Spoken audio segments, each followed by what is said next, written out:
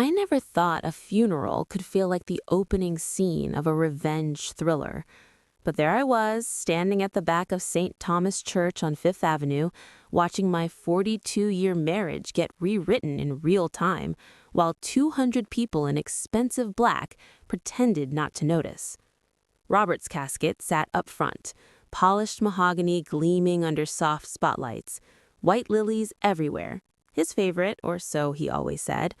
I'd ordered $3,000 worth, because appearances still mattered, even when your heart was being professionally excavated. My daughter Claire, 38, stepped to the podium. She wore the charcoal silk dress I'd bought her for her law firm's holiday party 2 years earlier. Her voice was steady, practiced, the way she sounded when closing a deposition. Dad was complicated, she began. A few knowing chuckles rippled through the pews. Complicated. That was the polite Manhattan word for difficult, selfish, charming when he wanted to be. Then she paused, looked straight toward the third row on the right, and smiled the smallest, saddest smile. There was someone who gave him the courage to finally be himself, someone who saw the real Robert, not just the boardroom version. Vanessa, thank you for loving him in a way the rest of us couldn't. Heads turned like synchronized swimmers. Vanessa Moreau rose gracefully, 32, long, dark hair swept into an elegant low chignon, black cashmere coat draped over her shoulders, and around her neck, the emerald and diamond necklace Robert had given me for our 25th anniversary, the one I'd worn to every major event, until my skin started reacting to the metal setting. I had put it away in the safe 3 years ago. Apparently, he'd taken it out again. She dabbed her eyes with a silk handkerchief and gave a tiny, grateful nod. The church felt suddenly airless. I didn't cry, not then. I just stood there, fingers numb around the program, while people whispered and stared. My son, Ethan, 35, sat 3 rows ahead, shoulders rigid. He didn't turn to look at me, not once. After the service, people pressed my hands, murmured the usual condolences. He was larger than life, such a visionary. You were his rock. I nodded like a marionette. When Vanessa passed me in the receiving line, she paused, touched my elbow lightly. I'm so sorry for your loss, Eleanor. Her voice was soft, expensive, perfectly modulated. She smelled like tuberose and victory. I looked at the necklace resting against her collarbone and said nothing. 2 weeks later, we gathered in the offices of Hargrove, Klein and Associates on the 42nd floor of a Midtown tower that overlooked the whole glittering, indifferent city. Robert's estate lawyer, Philip Hargrove, was 60-something, silver-haired, wearing the kind of bespoke suit that cost more than most people's cars. He cleared his throat and began reading the will. I sat on the left side of the long glass table, Claire and Ethan on the right. Vanessa, flanked by her own attorney, a sharp young woman in a red power blazer, sat at the far end, calm as a statue. Philip's voice was dry, procedural. Until the Tribeca Loft at 45 Leonard Street, the residence in East Hampton, the investment portfolio currently valued at approximately $4.2 million, all tangible and intangible assets acquired during the period of separation from the marital estate, to Vanessa Moreau in recognition of her companionship and support during my final years. He looked up.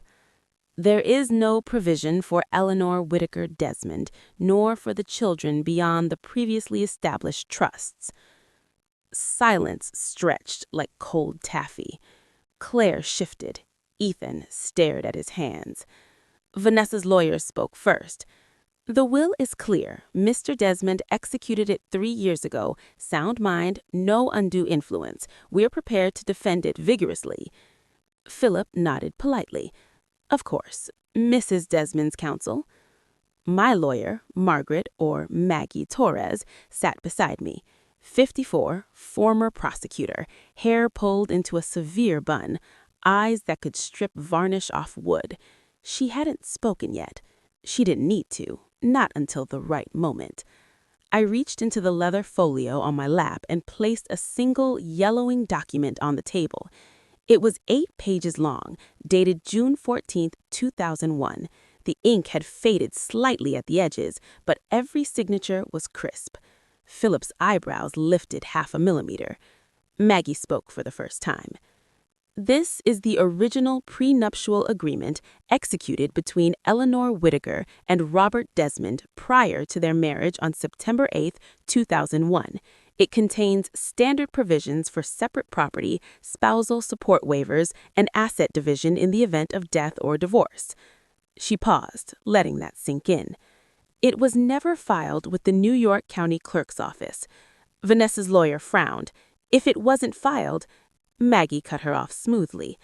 New York is an equitable distribution state, not community property.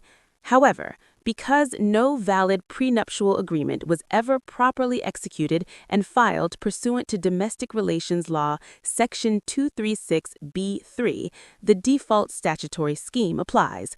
All property acquired during the marriage is presumed marital property, subject to equitable distribution upon death or dissolution.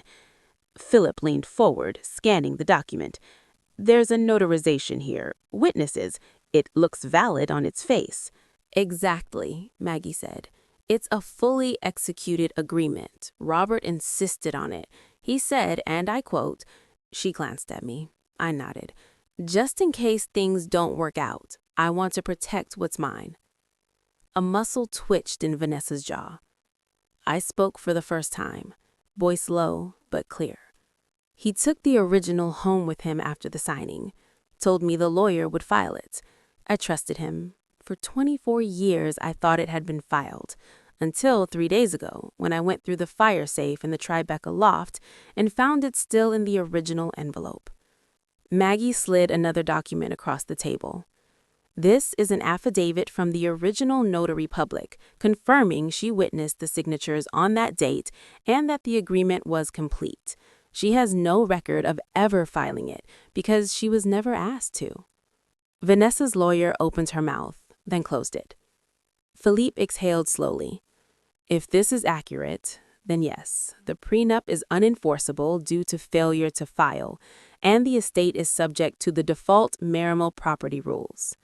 He looked at Vanessa's side of the table, which means everything acquired after September 8, 2001, real estate, investments, retirement accounts, business interests, is prima facie marital property. The will cannot unilaterally dispose of marital assets without the surviving spouse's consent. Vanessa's face had gone very pale beneath her foundation. Claire finally spoke. Mom, you knew about this? I looked at her. My daughter, the one who used to crawl into my bed during thunderstorms, the one who now looked at me like I was a stranger who just pulled a gun. I didn't know, I said quietly. Not until I found the envelope. But I do now. Ethan stared at the table. Dad told us, he said you were okay with it, that you two had an understanding. An understanding, I repeated. The word tasted like rust. I had 42 years of marriage, 2 children, 1 miscarriage, 3 cross-country moves, and 1 husband who apparently decided I was disposable. Silence again. Maggie broke it. We'll be filing a notice of claim against the estate immediately. We're also requesting a temporary restraining order preventing any transfer or disposition of assets until the court determines the marital versus separate character of the property. Vanessa's lawyer tried one last push. This is highly unusual. My client has relied on... Your client, Maggie said, relied on a will that attempted to dispose of property that never belonged to the decedent alone. That's not reliance, that's risk. Philippe closed the folder in front of him. I think we should adjourn. This will require judicial determination. As everyone stood, Vanessa looked at me for the first time since the church. You don't have to do this, she said softly. We can work something out. I met her eyes. The same eyes that had looked at Robert across boardrooms, hotel bars, my own dining table when I wasn't home. No, I said. We can't. I walked out first. The elevator doors closed on the sound of Vanessa's lawyer whispering urgently into her phone. 3 months later, the courtroom on Center Street smelled of old wood, coffee, and nervous sweat. Judge Miriam Delgado presided. Late 50s, sharp eyes behind red-framed glasses, reputation for cutting through bullshit like a hot knife. Maggie presented the evidence methodically.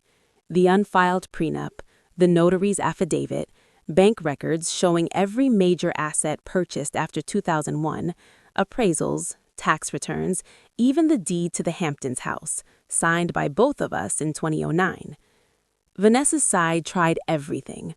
They argued the prenup was abandoned, that Robert had intended to revoke it, that I had acquiesced by living as if no prenup existed.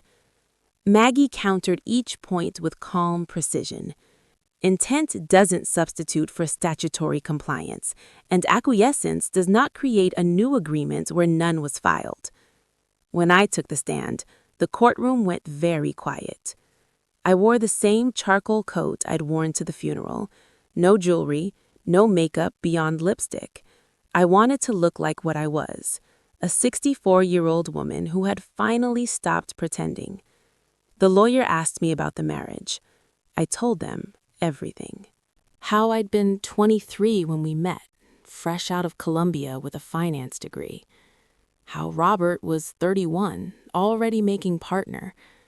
How he'd courted me with grand gestures, weekends in the Berkshires, first-row tickets at Lincoln Center.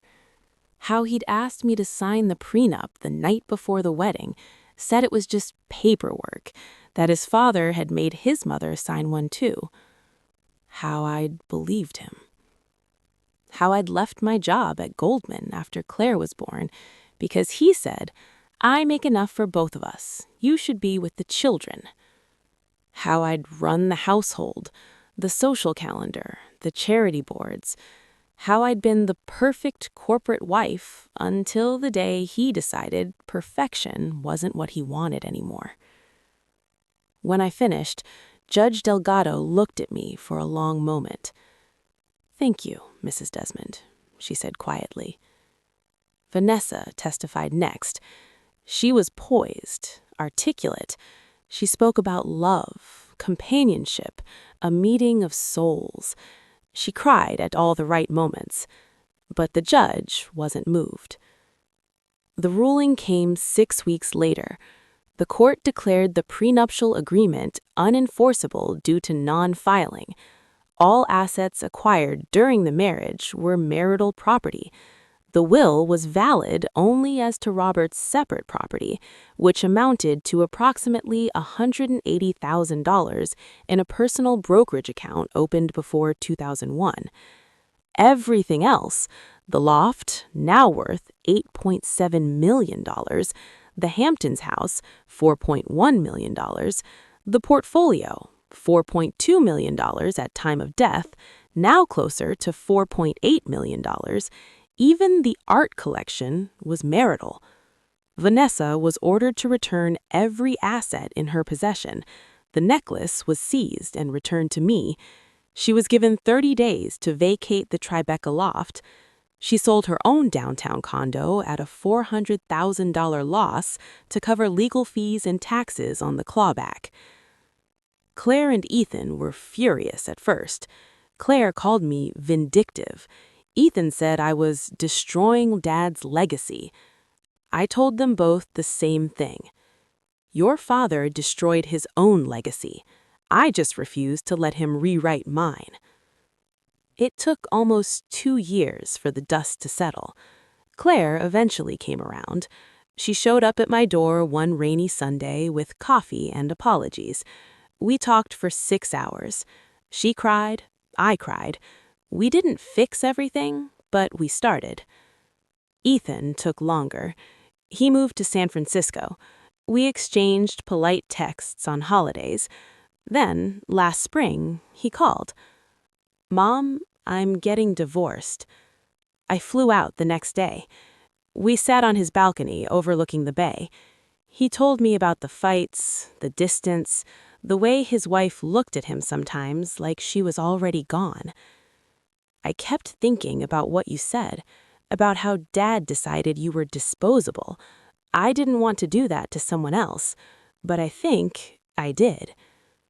I reached over and took his hand. I said, "You're not him. You get to choose different." Vanessa disappeared from the city. Last I heard, she moved to Miami, started over in luxury brand consulting. I don't check anymore. I kept the Tribeca loft, sold the Hamptons house, too many memories, bought a smaller place in Hudson Valley with a garden and a view of the Catskills, started painting again, watercolors mostly, nothing fancy, just color on paper because I want to, not because someone expects it. Sometimes I walk into the bedroom, open the jewelry box, and look at the emerald necklace. I don't wear it. I just look. And I remember the woman who thought she could take my place. She couldn't, because the only paper that ever really mattered was the one Robert forgot to file. And that tiny mistake, it gave me back my life.